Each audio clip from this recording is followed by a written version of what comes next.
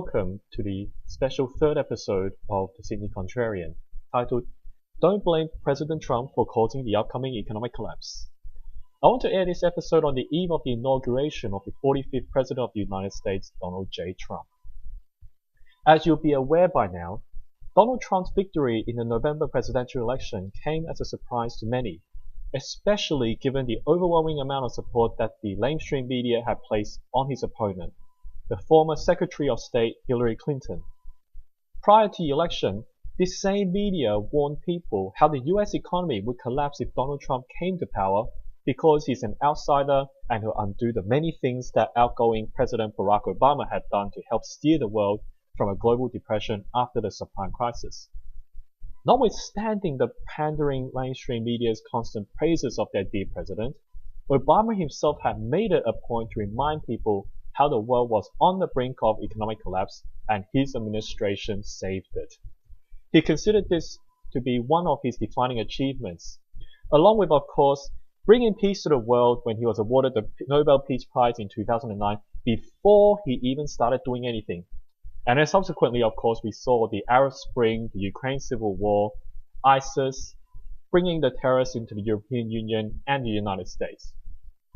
He also brought men into women's bathrooms, changed the definition of marriage to be something different, stayed silent on increasing societal tensions as radical Islamic terrorists, Black Lives Matter, roamed the streets, and of course, who can forget the Affordable Health Care Act, known as Obamacare, that is fast proving to be the most unaffordable healthcare program for poor people.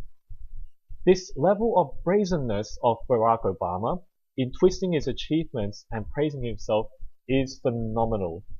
And in fact, after the election, when people thought that Donald Trump was going to be the next president, the economy looked okay. The markets initially collapsed, but within about 3 days, it recovered and it's actually been doing quite well. So I might be early in calling for a possible economic collapse, but let me be put on record in saying that it is imminent and the stage is set. The powder kegs are all there and it is only a matter of time when the fuse is lit. Let's have a look at what I mean by this. Media pundits seem to focus on two places where they attribute President Obama's economic recovery: the stock markets and the unemployment rate. These two places manage to hide much of the problems that will be sure to be unleashed during the Trump administration. Let's look at the S&P 500 index that reflects the price levels of 500 or so major companies that are listed on the US stock exchange across all sectors. We can see that the index has broken all-time records and is trending upwards until very recently. In fact, we can see how the rally has been longer than the last one that ended in the subprime crisis of 2008. The rally itself is actually deceptive. The first reason is because the interest rate is at historical lows and has been so for the past 8 years at 0.25% and only gone up to 0.75% last month. From the previous episodes, you should now understand that low interest rates will distort asset prices. The second reason is that the index is weighted by market capitalization, as in the size of the companies. And the largest 20 companies dominate the index, and they will move the index according to their prices. The other 480 companies could be doing their own thing, moving up or down, but the index would not recognize this as long as the largest 20 companies are moving in a particular direction. We can look at the PE ratio as well. Now, while the current levels do not seem to be too alarming, if you compare it against the dot-com bubble era, we should note that company earnings are still weakening, and we actually can't see this in this particular graph. Now, how do companies deliver earnings growth that should justify price rising for these companies? They need increasing efficiency, consumption, and lower input prices. These can only be possible when people and the general economy that is formed by the people are confident. And how can confidence be spurred? When people have jobs, sufficient income, and feel that the future is going to be stable. This leads us to going to look at the jobs market. The Bureau of Labor Statistics, also called the BLS for short, releases monthly non-farm payrolls data that is possibly the second most important statistic after the US Federal Reserve interest rate. The mainstream media and the Wall Street banks focus their attention on how many jobs were created in the previous month, and also they look at the headline unemployment rate. If you follow this unemployment rate, you'll be led to believe that President Obama brought the unemployment rate from a peak of 9.6% when he entered office to 4.7% in December 2016. So he would be a savior in the same magnitude as President Franklin Roosevelt back in the Great Depression. That is a lie. I spent some time looking at how this rate is calculated. The economists who create these measures are interesting creatures, not very honest but very creative. Around 30 years ago, economists realized that people only care about what number is published and very few will care to look underneath to see what is calculated. So they decided to change the definition so they can get better results to please their masters in the White House and Capitol Hill and of course Wall Street. Back then, you'd be defined as unemployed if you are not working. Plain and simple.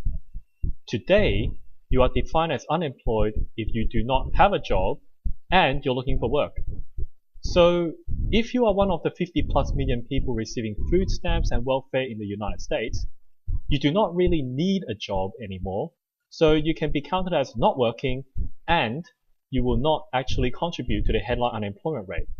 So technically, you can be part of the President Obama cheerleading squad in return for an EBT card and welfare payments. Way to go. The true unemployment rate is actually closer to 21 to 22% right now. And you can see how the BLS, which should really be called the Bureau of Lies and Statistics, is helping window dress for President Obama to make him look like he helped make the jobs market recover. Because as you can see, the decline in the headline unemployment figure is much steeper than that of the true unemployment rate. Looking at the US working population growth trend, we can see that this growth is steady over the past 16 years. Similarly, the number of people employed grew steadily except during the subprime crisis when many lost their jobs. Then we saw the growth resume over the past 8 years. In the meanwhile, the number of people who are jobless, excluding retirees, also fell modestly in the last 5 years. So you may be led to believe that perhaps I'm a bit too harsh on President Obama. Except there are two things I also want to point out. The participation rate, which represents how many people of working population there are relative to the whole population, that fell after the subprime crisis and it has not been able to make back this drop. In fact, the participation rate has grown very slowly and it is at levels that have not been seen since 1970s after the oil crisis. So President Obama's recovery is overstated on that aspect. The other more subtle factor that explains the phony recovery, and this is not shown by the graph, is the quality of jobs that have been created since the subprime crisis. Sure, more people are employed now than the past 16 years, but how many of these jobs can sustain a family? In fact, the Obama recovery has been for casual services jobs such as restaurants, bars, and nursing. Manufacturing, mining, and logging jobs, jobs that actually can support middle America and support a family, they've actually been pretty much gutted. Now let's look at the employment to population ratio for those who are over 25 years of age. We can see that those who are more educated are actually experiencing a drop in employment, whereas those with high school education and those of lower education are somewhat steady. This further reinforces the quality of jobs that were created in the United States under the Obama administration. How often do you hear this in the news? That President Obama created more low-skilled jobs. Surely President Obama is not going to credit himself as being one to create more low-skilled jobs in the recent recovery. I don't think he's that stupid. So how does this all lead to a possible economic collapse in the United States? Well, we have a massive bubble not only in the stock markets, but I've emphasized it in this video, but there's actually a massive bubble in the bonds market and also real estate in pretty much everywhere around the world. People are paying top dollar to buy assets that are already priced at very high levels. This is an inefficient use of capital, as it delivers less returns than if you invest your capital into an asset that is priced closer to what you're actually going to get afterwards. As resources are stretched to its limits, corporations and individuals can afford less, and therefore they cannot create jobs growth, or consumption, or productivity. It only creates inflation. Now, throw into the same deal that these people have been borrowing over the past so many years in order to support the current lifestyle and also the corporate strategies. And you also now have the Federal Reserve saying that they'll raise interest rates. So those living well beyond their means, invested using other people's cash, will face a day of reckoning.